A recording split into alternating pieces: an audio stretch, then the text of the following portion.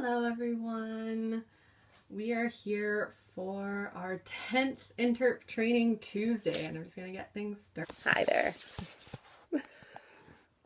Hi. So my name is Nicole. I am the creator of Interp Training Tuesdays, and today, to celebrate our 10th session, training session, episode, whatever we want to call these, our 10th broadcast, I wanted to open up the floor for any and all of your questions about interpretation. So I think it's just 6 o'clock now, so I'm going to give people a couple of minutes to join us. I know we've got a couple of people here already. If you have already joined us in the broadcast, please feel free to share who you are, in case I missed your name, and also where you are an interpreter. So if you're joining us for Interp Training Tuesday, just write in a comment about where you're joining in from, and we'll give people a couple minutes to get started. I apologize in advance for any strange sounds that you might hear while we're doing this Q&A. I have closed the door to my office at home, and I have 2 cats who really don't appreciate a closed door policy. So just in case there's any scratching, that's what that is. Okay, let's see if anyone else is going to join us. For those of you who are here, like I said, I'd love to know where you're tuning in from, so please feel free to write in a comment so that I know where we've got people from, who you are. Hi Colin, nice to see you from the Vancouver Aquarium. Awesome, good. Well, see you as much as I can, anyway. See you in the form of seeing you right in the bottom of Periscope there. Awesome. And who else do we have joining us from? Anywhere? We'll give maybe 1 more minute for people to join us. From Indianapolis! Awesome! Nice to have you here. Are you an interpreter there?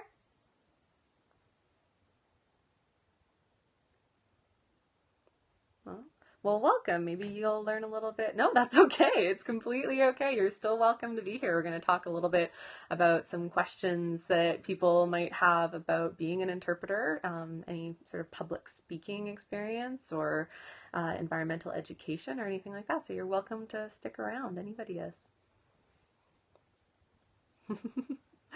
That's one of the best parts about Periscope, is you really never know what it is that you're going to end up finding. All right, so just while we're waiting for a few other people to join us, if there's anyone else out there who wants to tune in live, I'll tell you a little bit about what interpretation is, actually, to answer your question. Thank you for asking. And why I came up with the idea for Interp Training Tuesdays, because I think that'll set the stage for the Q&A. So interpretation is a profession. You've probably stumbled upon interpreters, to quote someone who's already in the chat, in your life. They are educators, teachers, professors, professionals who you probably encounter at what most people would consider to be tourism destinations, probably. So museum educators, interpreters or naturalists at zoos and aquariums, guides or other sort of staff that you find at national parks.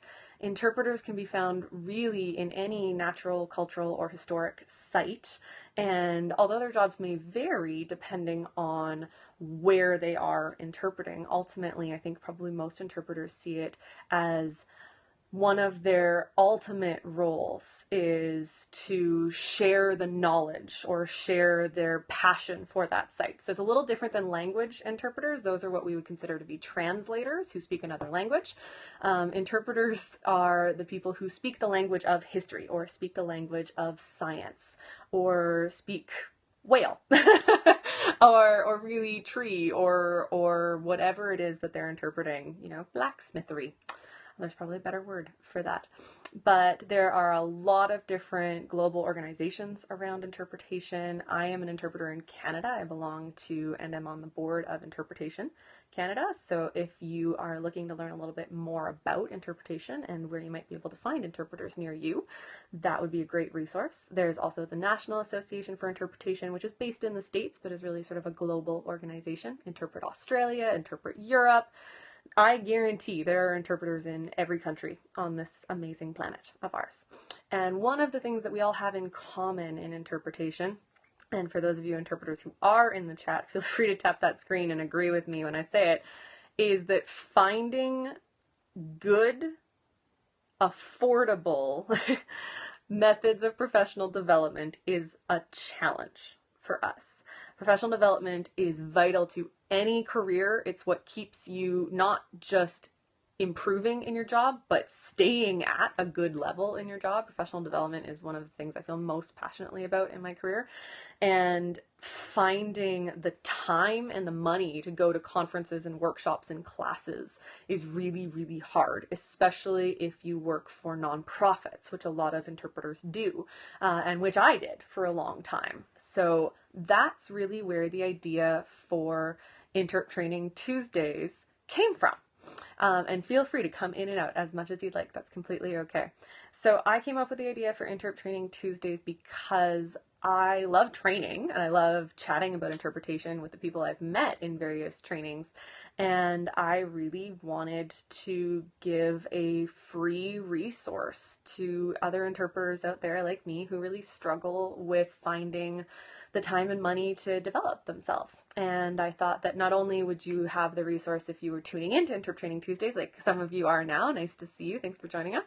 It's a great resource to tune into, and you can watch the videos later on our YouTube channel, but I actually also find that running a Training Tuesday and taking that on and actually trying to deliver a training is just as great a development tool because it's hard. Periscope is new to a lot of people. Running a training at all is hard, especially when you can't see your audience. It's hard, so it's all great forms of professional development. So that's where Training Tuesday came from. This is our 10th training session. So if you want to catch up on some of the trainings that we've done, you can find them on YouTube. Search Interp Training Tuesday. We've got a channel there. And because it's our 10th training session, I wanted to see, thanks for joining us, if people had any questions about interpretation.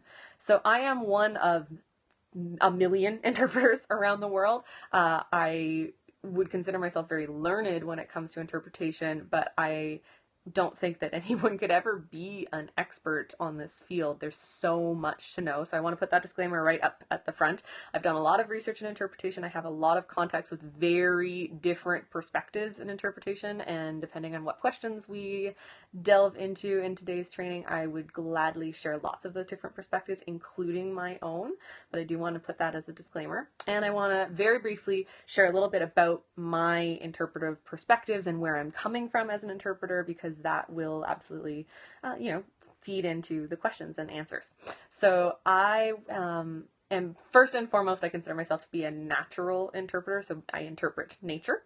Thank you to those of you who are joining us. If anyone else out there is a nature interpreter or works in sort of the natural histories, tap that screen. I would love to see sort of how many natural interpreters we have versus cultural or historical interpreters. Okay, awesome. So we've got lots of natural history interpreters. And if you are more, and there's lots of crossover, absolutely, but if you're more in the cultural or historical interpretive sites, now tap the screen. See if we've got some people like that. Since I'm coming from the natural history background, specifically from biology, I was an interpreter at the Vancouver Aquarium here in Canada for 10 years and an interpretive manager there for 5. And now I'm working for Parks Canada as an interpretive manager there in the outreach programs. And in addition to my formal work experience as an interpreter, I am on the board of Interpretation Canada and the National Association for Interpretation, and have done a lot of work with interpreters in both Canada and the United States, as well as some in Australia and Europe. So I would consider that I have a broad perspective, but definitely not the only perspective out there. So that's a little bit about me, a little bit about Interp Training Tuesdays, and now I want to turn it over to you who've joined us live on Periscope. What are the questions that you have about interpretation? So you can type them in, and I will try and get through as many as we can in the time that we have. I didn't want this broadcast to go any longer than half an hour total, so we've got 20 minutes for questions, and if we have enough questions to fill up that 20 minutes, fantastic. And if not, that's okay too. This is all for the people who are tuning in live in an effort to celebrate what we have done for 10 sessions of Interp Training Tuesdays. So does anyone have a question? Now we wait, right? And it doesn't have to be about interpretation, the profession. It can be about any sort of challenges that you might encounter in your interpretive career, resources that you're looking for, perspectives that you'd like to share even, and then see if people have differing opinions. We could do that too. But it's really up to you and anybody in the chat. And just in case you are watching this on YouTube after, if you have questions, excuse me, that you didn't get the chance to ask because you couldn't tune in live, then you are welcome to write those in the comments and I will be sure to answer them. So for those of you who are, seriously, any question at all, well, we'll keep it somewhat in the field of interpretation and public speaking, let's say. Do you have any questions? Otherwise, it's going to be a very short broadcast, which is okay.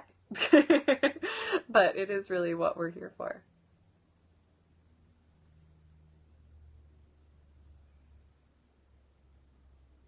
Okay, let me ask this. For the people who are in the chat, can you type in where it is that you interpret, just so that I know who we've got in case we've switched around at all? I'm in Vancouver, just to answer that question. So I know we've got an aquarium person, and for other interpreters in the chat, where are you coming from? What's sort of your background? Then we might be able to tease some questions out there. I am 30 years old, just in case that matters. It's one of the questions here. So I've had a lot of experience in, I guess, a short amount of time, actually, in terms of my professional career. It is question and answer, so you're welcome to ask me about my professional career as well, though I'm going to stick to the professional. Sticking to the professional.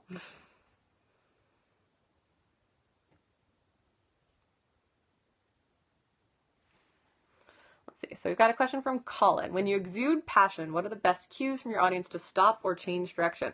Awesome question, Colin. Something that I have definitely gone too far with, because I tend to get really excited about a lot of things, like obviously about the subject that I'm interpreting, especially because I spent a majority of my career interpreting animals that I adored. And I would get really excited, and when I get really excited, I get really fast and really loud.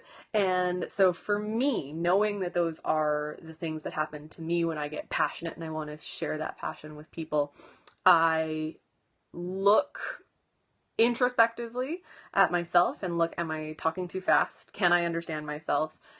Do I struggle to understand myself when I'm listening to myself? Because if I'm struggling, everyone in my audience is struggling a whole lot more than me, because I know what I'm saying. I also watch people's faces to see how clued in they still are and how much attention they're still paying to me. Because I spent a lot of my career on a microphone, especially when I got loud and high-pitched, which happens to me when I get excited too, I could also watch for very visual cues about ears and pain that they might be experiencing when you see people's faces tighten a little bit. But for people who are interpreting off microphone, or when you're sort of out and about with your audience and you're sharing your passion, a couple of cues, depending on the audience you're talking to and what structure you have to your program, a couple of the cues that I would look for are people still paying attention to you? Or has this turned into the interpreter show, as in it's more about you and it's more about your story than it is about them? If they're still asking you questions, then they are absolutely still engaged with you. But if they've tuned out, if they're starting to look around, if their body language is changing from what it was when you first delved into that conversation, then I would say that those are probably all cues that you might want to take it down a notch and remember your audience. It's one of the tried and true principles of interpretation, is that the audience is the boss. We wouldn't exist without our audience when it comes to interpreter programs, no matter what languages it is that you speak. So I would say that that would probably be my cues. For those of you who are in the chat, if you have anything to add, this is just as much for you and your perspective, because everyone has different experiences and different things to share. So when it comes to that passion that we exude naturally as interpreters, what are some cues that you can get from your audience that might be a sign that you've gone a little bit past the line? And Colin, since it was your question, if you have anything to add or any experiences, I'd love to hear from you too.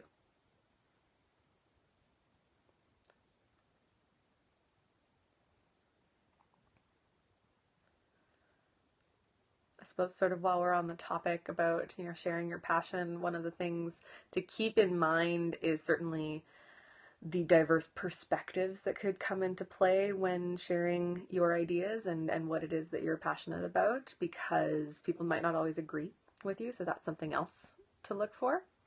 A question from Tagog48. Are interpreters naturally outgoing? Excellent question too. Thank you so much for asking. You know what? No, not always. This is a shock to people who know me professionally, but not so much a shock to people who know me personally. I'm an introvert.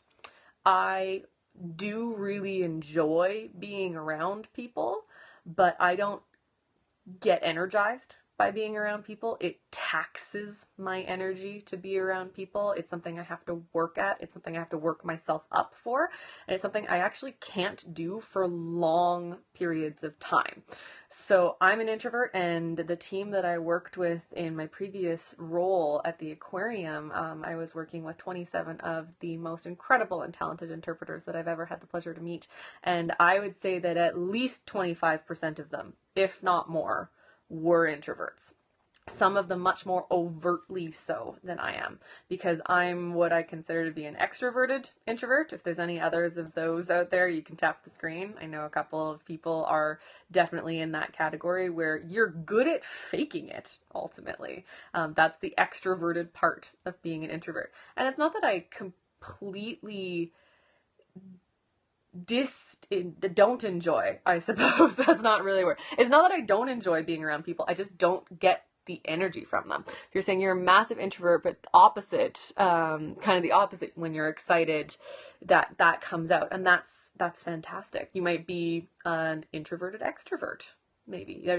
Just looking at the polarization of introverts and extroverts, it's hard to really think that everyone in the world falls into one of those categories, because we're all such interesting and diverse people, right? But I would say that there's no rule of thumb that says that you have to be super excited all of the time and super really, really involved with and really, really interested in getting out there and being around people to be a good interpreter, a great interpreter, in fact. Not only because you can train yourself to do that, but because you don't have to be an interpreter in front of the public. That is an area of interpretation, what we call non-personal interpretation. So you're the one who's creating the media, whether that be actual digital media or the signs and pamphlets that your audience is going to take away with you. You never have to interact with your audience at all there. You can sort of observe them to actually understand who your audience is, but you don't really have to get up in front of people. So anyone who really has sort of an adverse reaction to being around people, but they really are passionate and want to share stories about what they're passionate about, that's a form of interpretation they can go as well. We've got another question from Colin. And Colin, I missed the question that came up earlier while I was chatting, so to give the complete, maybe if you can type your question again, just because it's disappearing a little bit faster than I can read it. Sorry about that. One of the few challenges with Periscope, I suppose. And TGOG48, if that answered your question, then I'd love to hear from you as well. It looked like we did actually have a few introverted extroverts and extroverted introverts, or people who would consider themselves more on the introverted spectrum in there. So sorry again about that, Colin. If you want to add in your question, I would be happy to get to it.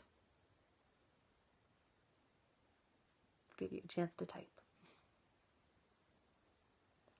And for anyone else who's out there, if you have other questions about public speaking or anything, just add. So when you're with non-captive audiences, you have option of short, medium, long answers. Okay, that's true. It depends on who you're talking to and what their needs are at the time. What was the question in there? Or was it which one is sort of the best to go with between the short, medium, and long? Sometimes you have to simplify the explanation for the time span, okay?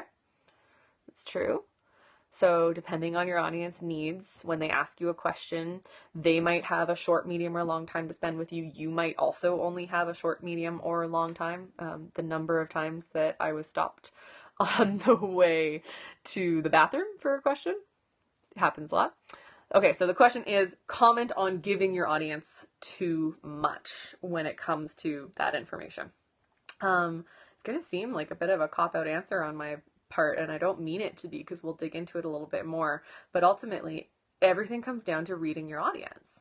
If you're a personal interpreter, someone who works with the public, and you can't read your audience, you're going to have challenges. So that doesn't mean that it's going to be impossible for you to be an interpreter. It means that's what you should start working on right away. New interpreters, they're not expected to know all of the tricks of reading an audience right away because they're new to the profession. But that's going to be the first skill you're going to really want to build and work on, is knowing how to read an audience and what to look for from them non-verbally, especially when it comes to those cues. So to practice that, you will have people who sort of shut you down. You will have people who disengage from you before you're ready. And that's just part of learning and growing as an interpreter. And that'll help you figure out, okay, looking back at that, assessing that situation, what caused that conversation to come to a sort of unsatisfying from your perspective ending. And if you can identify what some of the clues were that came before that unsatisfying ending, then that'll help you read the situation the next time. So specifically when it comes to having a long answer, the medium answer, the short answer, and the short answer might not be a complete answer, one of the things that I liked to do in my career, I still like to do it in my career actually, because I'm learning a lot of new things in my new role, is take concepts that I'm learning, things that I might want to deliver a program on or delve into in a conversation with someone, take those concepts and actually write them out in terms of jot notes about the content that's involved. And I'm going to come up with a really long answer to go with the question that we're talking about, because it's everything that I can think of about that concept. Then I'm going to start pulling patterns out of everything that I've listed, and that gives me some of my medium scopes. So let's say someone wants to talk to me about sea otters and how awesome sea otters are, because sea otters are awesome. Well, if this person wants to have a half an hour long or longer conversation with me about all of the ways in which sea otters are super cool, crazy, awesome animals, we can do that. That's the long, like extremely long version, right? Or because I've spent the time getting to know a lot about sea otters, I have all of these sort of medium-sized nuggets that focus on just one aspect of why sea otters are awesome. But it's a complete package story there. So I could talk about how sea otters are awesome because even though they look all cute and cuddly, they're actually one of the fiercest animals out there when it comes to mating. And of all of the animals that I've had the pleasure of working with in my career, they are the one I would least want to get in the water with. And I have worked with caiman and alligators and pythons and anacondas, and all sorts of other animals that people, and sharks that people probably wouldn't want to get into the water with. So that's, for me, one of the most awesome things about sea otters is that they completely defy their cute and cuddly persona. And specifically when it comes to mating, we could talk about that. We could talk about some of the other ways in which they're not the cute, cuddly animals as well, if people seemed more interested, so it could transition on from there. And if I wanted to give just a short answer, which sometimes is the best way to approach an audience in my perspective, because it's a hook, and it might be all that audience member can take in at that time, and that might have nothing to do with you at all. they might have other places to go. But if you give just the short, sweet sea otters, they look really cute and cuddly, but actually they've got some pretty dangerously crazy mating habits. That might be all that those people take away from you. They might not have the time to dig into it further, but that's enough. And that's going to be something that hopefully will sort of spark their interest to go home and search out new things about sea otters when they get home. So did that sort of answer your question, Colin, about the short, medium, and long? Thank you. Awesome. It does require spending a lot of time, a lot of things that are involved in training yourself as an interpreter require spending a lot of time getting to know your resource and then practicing reading your audience. So did anyone have any other questions?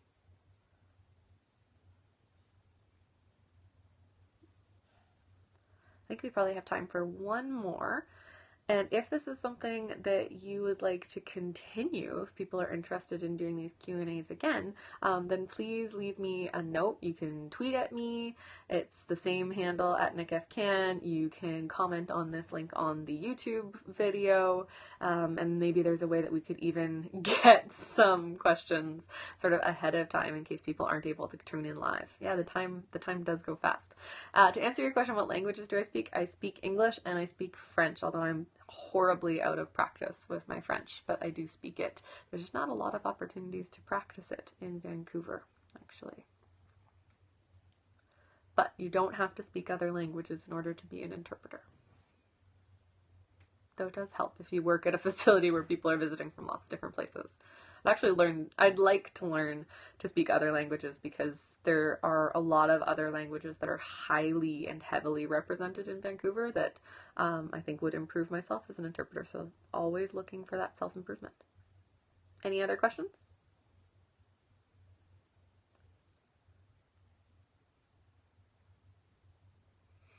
Going once? Going twice?